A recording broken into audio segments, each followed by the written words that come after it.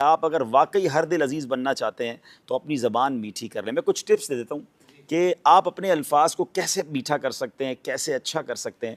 تو سب سے پہلی بات تو یہ ہے کہ پیارے آقا علیہ الصلوۃ والسلام کی سنت مبارکہ ہے کہ نبی پاک بی بی عائشہ صدیقہ رضی اللہ تعالیٰ عنہا فرماتی ہے کہ جس طرح تم تیز تیز گفتگو کرتے ہو, نبی پاک ایسے نہیں کرتے تھے, چلا چلا کر بات نہیں کرتے تھے, تو ٹھہر ٹھہر کر بات کرتے. بلکہ صحابہ فرماتے کہ پیارے آقا علیہ الصلوۃ والسلام جب گفتگو فرماتے نا تو کوئی اگر گننا چاہتا نا, الفاظ کاؤنٹ کرنا چاہتا تو وہ کاؤنٹ کر لیتا. اب ہم غور کریں کہ ہمارے الفاظ کوئی کاؤنٹ کرنا چاہے تو کیا کاؤنٹ کر سکتا ہے؟ جو لوگ چیخ چیخ کر بات کرتے ہیں, چلا چلا کر بات کرتے ہیں, وہ غور کریں آپ کی بات لوگوں کو پسند نہیں آ رہی ہے. بہت اسپیڈ پہ بول رہے ہیں تو بھی آپ کی بات لوگوں کو سمجھ نہیں آ رہی ہے.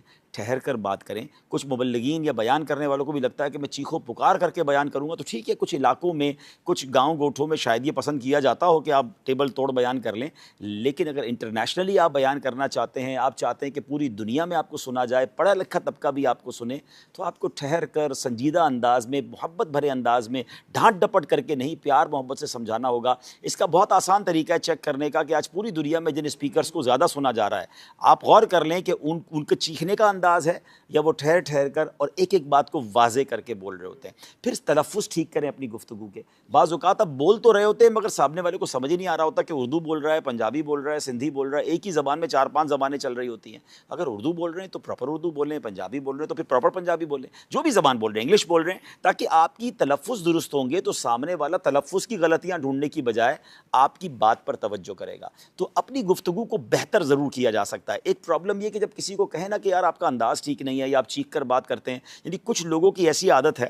مجھے یاد ہے ایک بار ہم کسی سفر پہ تھے تو ہمارے برابر والے کمرے سے ایسا لگا لڑائی ہو گئی. ہم حالانکہ قافلے میں تھے, تو میں گیا, میں نے کہا اللہ خیر کرے, خیریت تو ہے؟ تو کہہ رہے ہم تو صرف باتیں کر رہے تھے. یعنی وہ باتیں ایسے کر رہے تھے جیسے لڑائی ہو گئی ہے. تو یہ کچھ لوگوں کا ایک پرابلم ہے. یہ پرابلم ناظرین ذرا سمجھیے گا کہ کچھ لوگ اپنے آپ کو اپنے مزاج کے حوالے کر دیتے ہیں کہ یار میں تو ہوں ہی ایسا, میرا اسٹائل ہی ایسا ہے, میری گفتگو ہی ایسی ہے, برا لگتا ہے تو برا لگے, میں ٹھیک نہیں کر سکتا, میں غصے والا ہوں. اپنی جن جن برائیوں کے حوالے آپ اپنے آپ کو کرتے جا رہے ہیں نا, یہ نہ کیجیے. کیونکہ یاد رکھیے یہ عادت ہے جو کہ بدل سکتی ہے. رنگ اور قد نہیں بدلا جا سکتا. کوئی افریقن کہے میں گورا ہو جاؤں, گورا کہے میں افریقن جیسا کالا ہو جاؤں, یہ نہیں ہو سکتا. قد آپ کا قدرتی ہے مگر مزاج بدلا جا سکتا ہے. کوشش کریں گے تو کہتے ہیں نا العلم بالتعلم الحلم بالتحلم.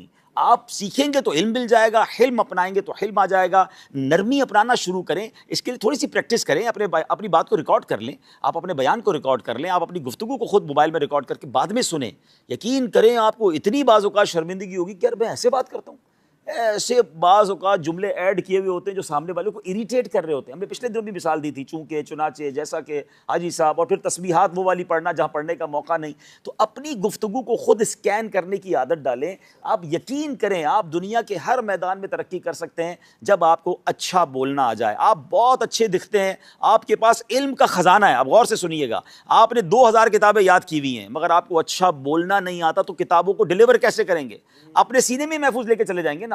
کچھ لوگوں کے پاس علم تھوڑا ہوتا ہے اشفاق بھائی, مگر وہ بولتے اتنا اچھا ہے کہ بڑے بڑے علم والوں سے زیادہ وہ لوگ ان کی بات سن رہے ہوتے ہیں. تو اٹ مینس آپ کا ڈیلیوری اگر اچھی ہے, آپ کو بولنا اچھا آتا ہے, آپ دنیا میں بہت آگے بڑھ سکتے ہیں. میٹھے بول اپنانے کی کوشش کریں. دیکھیں کون اچھی باتیں کرتا ہے, اس کو سنیں, انداز کو سنیں. آخری بات کر لیتا ہوں, ایک اور خوبصورت میں آپ کو ٹپ دے دیتا ہوں کہ آپ امیر اہل سنت کے مدنی مذاکروں کو ایز اے کلاس دیکھنا شروع کریں, ایز اے ٹیچنگ. ایک ورک شاپ لے لیں اس کو.